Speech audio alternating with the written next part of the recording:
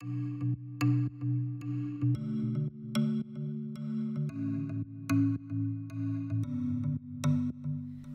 tout le monde! Ça fait quelques jours que je suis revenue de la cyclo-croisière Explore Corsica by le Tour de France. Et comme vous pouvez le deviner, je ne l'ai pas fini. En tout cas, je ne l'ai pas fini sur mon vélo. Je l'ai fini aux urgences d'Ajaccio. Du coup, je me suis dit que j'allais faire une vidéo pour vous raconter ça. Et en même temps, au moment où je vous parle, je suis en train de me demander si je vais réussir à faire le montage à une seule main. J'ai donc eu un accident dimanche 10 juin. C'était la troisième et dernière étape d'Explore Corsica. Pour l'instant, je le prends plutôt bien. Je pense que c'est en partie dû au fait que l'accident m'est arrivé tout à la fin d'Explore Corsica. Sur la dernière étape, j'avais déjà fait 98 km, donc il m'en restait une vingtaine, plutôt en descente pour terminer. Je pense que j'aurais été bien plus dégoûtée si cet accident m'est arrivé par exemple au tout début de la première étape, parce que je me suis entraînée très dur tout cet hiver et tout le printemps pour ça. Et là je me dis qu'au moins j'ai presque fini. Mes jambes ont tenu le coup, ça n'a pas du tout été facile. J'ai fait des vidéos évidemment, pour chaque jour vous aurez une vidéo, donc vous pourrez voir à quel point j'ai souffert. Cette cyclosportive était vraiment super, donc il me tarde de partager avec vous toutes ces vidéos. J'espère qu'encore une fois que je vais réussir à faire le montage à une main. En tout cas je garde vraiment un bon souvenir d'Explore Corsica malgré la chute et la fin malheureuse pour moi. J'arrive aussi à rester positive parce que je me dis que ça aurait pu être bien pire. Chaque année, il y a de nombreux cyclistes qui meurent sur les routes à cause de chutes. Il y a aussi beaucoup d'accidents très graves. Moi, j'ai rien d'irréparable a priori, donc ça va se remettre. C'est un petit peu embêtant, ça me facilite pas du tout le quotidien, c'est sûr, mais au final, c'est rien de très grave.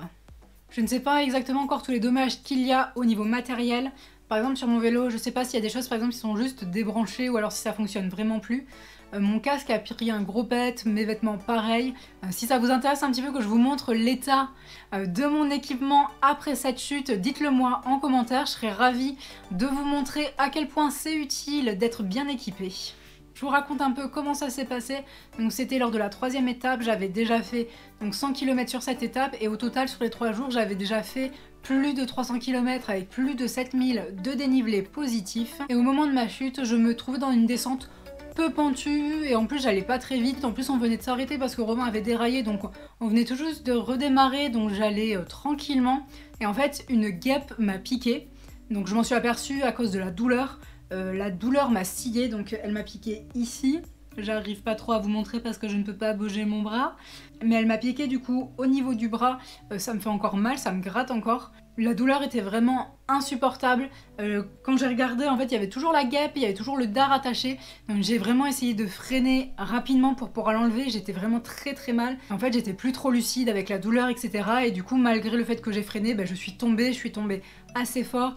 Il y avait un trottoir en plus que je me suis pris, donc je me suis bien abîmée en fait tout le côté gauche du corps. Vraiment un accident tout bête, une piqûre de guêpe, ça m'était jamais arrivé sur le vélo.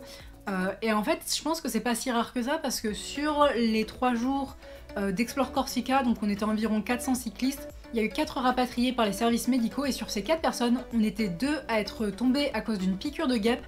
D'où l'intérêt de porter des équipements de sécurité, même en fait quand vous pensez qu'il n'y a pas de danger. Donc là la descente n'était pas du tout dangereuse, je prenais aucun risque, j'allais pas vite, mais quand même, on n'est vraiment jamais à l'abri d'un accident. Résultat des courses pour moi, ma toute première fracture. Donc j'ai l'omoplate cassée. Donc je sais pas, je vais essayer de vous montrer un petit peu les espèces d'abrasions que j'ai. J'ai le coude qui est dans un sale état aussi.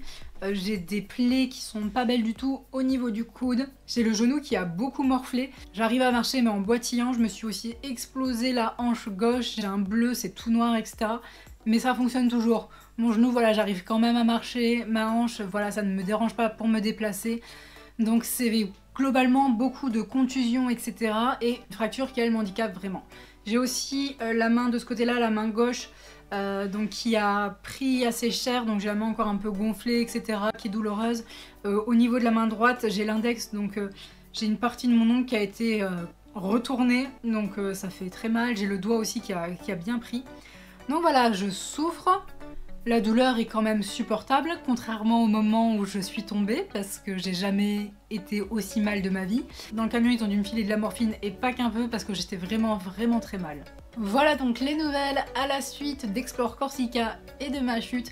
Un grand merci à tous pour votre soutien sur Instagram, sur Facebook, sur Strava, etc. J'ai pas le temps de répondre à tout le monde, mais vraiment vos messages me font chaud au cœur, merci beaucoup. Évidemment, je vous tiendrai au courant de l'évolution, donc normalement j'ai au moins 3 semaines immobilisée, ensuite radio de contrôle, donc je vous dirai un petit peu ce qu'il en est, et en attendant je vous retrouve très bientôt pour les vidéos Explore Corsica.